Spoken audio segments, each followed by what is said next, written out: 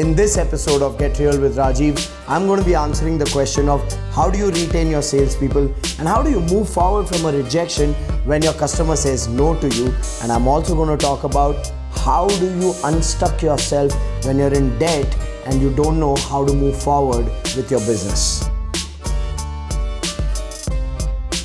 Hello everyone and welcome to episode number 30 of Get Real with Rajiv. We are going to be answering 4 questions today like we have done in every single episode so far, and Pawan's going to be the voice of your questions. So Pawan, shoot the first question. The first question is from Kaushal Gaurani on Facebook. He asks, how to overcome a failure in a deal and how to win over a customer who took all your support and knowledge but jumped onto the next dealer due to any reason, may it be urgency or low pricing. Well, Kaushal, all I want you to know is this. Your question reflects to me that you are dejected with a rejection. A person took a quote from you, but they did not end up buying from you. They took information from you, but they did not end up buying from you. Now, that is a very natural and a normal phenomena in business. But here's what happens. As entrepreneurs and as salespeople, we fail to accept rejection. So what ends up happening is we make rejection personal. We start feeling low after we've received a no, especially after we've put in a lot of work into the deal. Now, feeling low is okay for some time, but if that is pushing you into what I call sales coma, where you're not taking enough action and you're carrying this emotional residue of rejection in your mind which is stopping you from moving forward with momentum, then I want to set things right in your perspective of sales. Here's what most salespeople and what most entrepreneurs do not understand or do not accept about selling. In sales, you need to understand this reality. Every prospect will not buy. You need to face this reality, accept it, digest it. Yes, you heard me say that. Every prospect will not buy. Some will buy, some won't buy, and that's not wrong. That's normal. Even the best salespeople on the planet have rejections. But here's what happens. The mistake we make is when we are giving information, when we are pitching to a customer, we get so emotionally invested in that deal that when they don't buy, we forget this reality that every prospect is not meant to buy, and we go through a heartbreak and we slip into sales coma. Think about it. Every prospect will not buy is not a negative statement. It's a statement of relief. I mean, what a relief. When you accept every prospect will not buy, you are not putting emotional pressure on yourself. You're playing, you're doing whatever it takes to pitch and sell the product or service. And if they don't buy, you accept every prospect will not buy. You're retaining your energy and momentum to move to the next. So all I would say, my friend, is move forward from that rejection. It's a very normal and very natural phenomena. All I would say is go out there and sell to more people. You cannot control what the customer's thinking sometimes. You cannot read people's minds sometimes to understand what made them decide to not go against you. The only thing you can do after you've invested a lot of time and effort in pitching to a customer and they do not buy from you, the only thing you can do is reach back and receive feedback from them and ask them to be genuine to you about the feedback so that you can learn and you can grow. So that would be my recommendation, my friend. Let's move on to the second question. The second question is from Pawan Sabria on YouTube again. Due to your hectic schedule, wherein you are required to travel so much, you might be required to eat outside food and live away from your family. Can you please suggest what are those key points that you follow on a daily basis to take care of your health?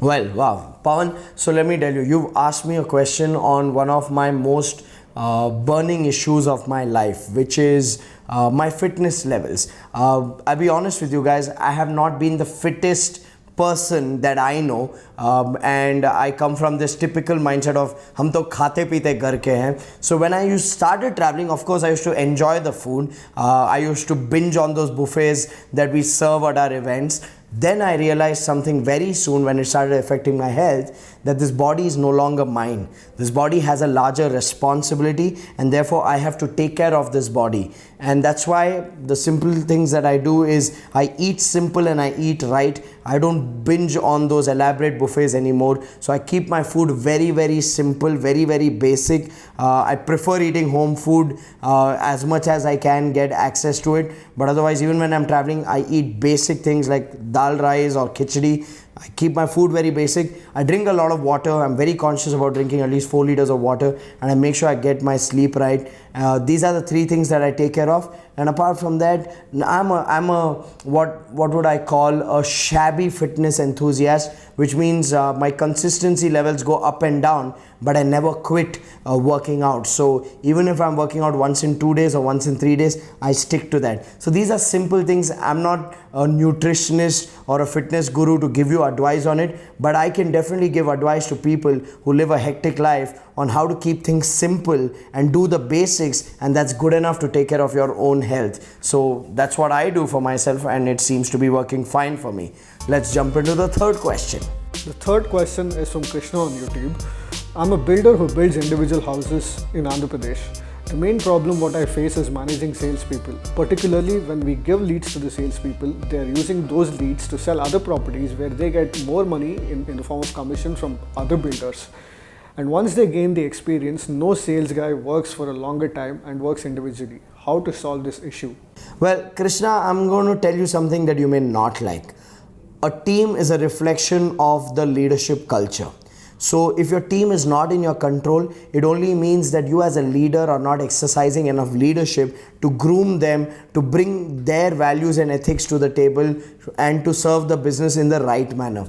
So what would I suggest? Here's what I would suggest. Krishna, firstly, if you trace any act of theft or lack of integrity, like receiving leads from you but passing it on to somebody else for the sake of a better commission, that is theft. And the only way to deal with something like theft, where there's lack of integrity, is you let such people go. Now, as entrepreneurs, we become insecure sometimes where we know there is theft happening in our business, but we still cover our eyes and say, no, it's okay. If I question them, then they may leave. Then please understand, then it's our fault, because we are allowing that to happen. We are breeding that behavior by not taking action against it. But when you take action against such theft, you are sending a strong message to everybody else in your organization.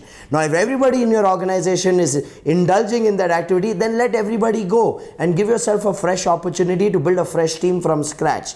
But all I would say, Krishna, is that what you tolerate, you cannot change it. So if you're tolerating this kind of theft happening in your business, then you can never change it. You got to make a statement by letting people go. I'm not a ruthless entrepreneur. I always believe in being a win-win, which means my team should win and I should win. But when I feel that people are crossing the lines of integrity, then there is no harm in letting such people go, to set a strong culture precedent for the rest of the organization. So take that action, my friend. The second thing you asked in your question was, when salespeople grow in their career, when they become more experienced, they tend to leave. Now think about it. Why do people leave? Number one reason why people leave is if they see lack of growth for themselves. So the question you need to answer for yourself is, what kind of growth are you showcasing to your team? And if you're not showcasing growth, it's fair for them to leave, because people always want to grow. And specifically, team members want two types of growth. They want financial growth and they want career growth. The financial growth is obvious. They want their income to grow, which is fair. Everybody should have a desire to grow. The career growth comes in line with, they want a better quality of challenge, a higher level of responsibility, better amounts of recognition. So you got to fix those gaps in your business, so you create the right work environment for people to stay back. And remember this, even after you create this kind of a work environment, will people leave? Yes, they will leave, but not as many as today. Think about it. As an entrepreneur, your job is to give the best work environment to people and serve them, and make sure that they are serving you back and contributing back to the business, so that it's a win-win equation. Beyond that, it's not in your control, so don't be too harsh on yourself as well. I hope that adds value to you, Krishna. Let's move to the fourth question. Fourth question is from Sudha on YouTube. I'm a 50-year-old solopreneur. I've had a lot of failures in the past 8 years of my business because of no proper planning. Now my survival has become too tough. Neither can I continue my business without capital or lack of required resources. Nor am I getting any job because of the age factor or other required experience. What should be my next step? Well, Sudha, your next step has to be learning, whether you like it or not. Consider this. If your business is not working out for you, for any entrepreneur, lack of growth in business or lack of money in business is only a symptom. The deeper problem is lack of the right skills and knowledge. And the only way to fix that problem of lack of skills and knowledge is to go on a learning journey and learn from experts, not from your experiences. A lot of people say, I'm learning from my experience. You're not learning from your experiences. You're only building more fear, more self-doubt, and limiting your goals. That's not called learning. That's called limiting. So I would say your next step needs to be learning to upgrade your skills and knowledge. Look at areas in your business where you feel you're facing challenges, be it sales, be it marketing, be it operations, and come and learn. Learn from people who have been there and done that. Acquire those skills, go and apply it on your business, see the results grow. And I always say this to people, there is no business that cannot be scaled up. There is no business that cannot be taken to the next level. So if you are running out of ideas, please understand you're running out of ideas because of lack of capability and knowledge, not because of lack of potential in the business. So learning has to be your next step, Sudha. Make sure you take that step. So with that, we come to the end of this episode of Get Real with Rajiv. We've answered 4 questions, and now it's time for us to pick the winner who was asked the best question for the week. So Pawan, indicate for me, who do you think deserves to win the best question of the week? Alright, I'm going to go with Pawan. So the winner of the best question of the week is question number 1, which is Kaushal Gurnani. So Kaushal, congratulations for asking a phenomenal question. My team is going to reach out to you and you're going to be gifted a copy of my book, Lead or Bleed. Enjoy reading the book, enjoy applying it on your business, and I look forward to hearing your feedback on what you thought about the book. And for the rest of you watching Get Real with Rajiv, ask more questions in the comment section below. Make sure your questions are specific enough for me to answer, and share this video with as many people as possible so that they can gain this knowledge and value as well. Thank you so much guys for watching. I look forward to seeing you in my next video.